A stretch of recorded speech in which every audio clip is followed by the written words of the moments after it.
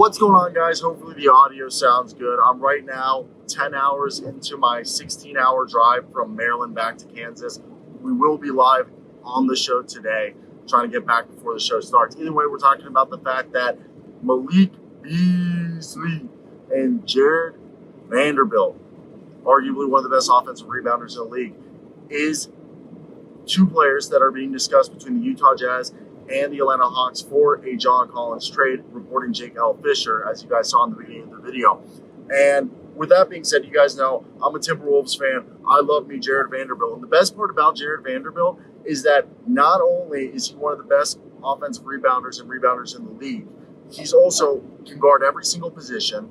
And third and fourth is he's became a better passer. He's averaging like a career high in assists, and he's also became a three-point shooter. I'm not going to say he's a knockdown deadeye, but he's a guy who shoots threes now that you have to respect. And this is a guy who was a former five-star recruit. And every day that passes, I get upset that my Timberwolves didn't give up on him, but like gave him up in the Rudy Gobert trade. They should have kept him. And we've talked about the John Collins trade. Landry Fields said he's been given the green light to execute a John Collins trade when he took over as head of basketball operations for the Atlanta Hawks when Travis Schleck went to the advisor role. And now with that being said, I do truly believe that this is going to be an opportunity because I said the only other trade out there, and I always said there was two trades out there that I thought John Collins could be traded for that I thought was worth the Atlanta Hawks' time. The first one was being a Kyle Kuzma deal because Kyle Kuzma would be awesome, and we all know that would work out well. And the second deal was a deal to Utah. I personally thought they would try to do like Olynyk and Malik Beasley for like John Collins and Justin Holiday. And you can still fit in this deal if they wanted to do Justin Holiday and John Collins for Kelly Olynyk, Malik Beasley, and Jared Vanderbilt. Would you guys do that deal? Because right now there was no talk about picks being involved. And if it's just Malik Beasley and Jared Vanderbilt for John Collins, I want a pick if I'm the Atlanta Hawks. I want one unprotected pick and then those two players, at least bare minimum, okay? Maybe even a pick swap in there. I think John Collins is undervalued by the NBA community fan base.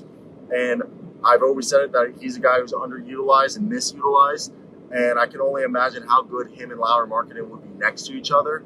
But the idea of bringing in Malik Beasley, because then you would have off the bench Bogdan, in this case, would become your actual backup point guard. Malik would come in for either, AJ Griffin, DeAndre Hunter, and this would allow Jalen Johnson and Jared Vanderbilt and Onyeka Okongwu to back up Clint Capella when he comes back, and Okongwu can start in the interim. And Jared can also start at power forward, and then Jalen Johnson.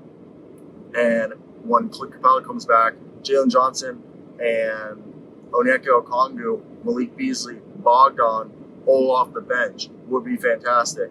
They have two roster spots, technically one because they have a 10-day contract with Derek Favors right now. But if they wanted to keep Derek Favors as well, because they liked him over the next 10 days, they could cut Vít Krejci. Tell me if I'm saying his name correctly, the guy they got this summer from the Thunder. They could cut him and then technically have two more roster spots open. And if they trade away two players for three players, they actually don't have to cut anyone because they only have one roster spot open and they're taking on three players. And they currently have one roster spot open, I believe, unless it is filled, then they cut Vít and they keep Derek Favors, or they just cut Derek Favors and keep Vít. And you'd also throw Vít in this trade because that's somebody that the Utah Jazz are probably into. So it's definitely something interesting to think about. And I think it's a win-win situation because John Collins gets a fresh start, and then you have a core of Jordan Clarkson, Colin Sexton. Ochai Agbaji is an exact replica of Malik Beasley. Malik Beasley might be a tad bit more offensively gifted, but Ochai Agbaji is way better defensively, but I think they're very similar players, except Ochai's the better defender. So not a loss for Utah. And Utah gives more minutes to Walker Kessler. They also bring in this case, John Collins and Lowry could be the starters, and Walker Kessler off the bench. And it allows you then, to have a core of Colin Sexton, Jordan Clarkson, in this case, John Collins, Lauri Markkanen. The only hole you'd argue, unless Simone Fontecchio or somebody takes off at small forward that we don't expect. But yeah, that's basically it. I want to hear your guys' thoughts down below.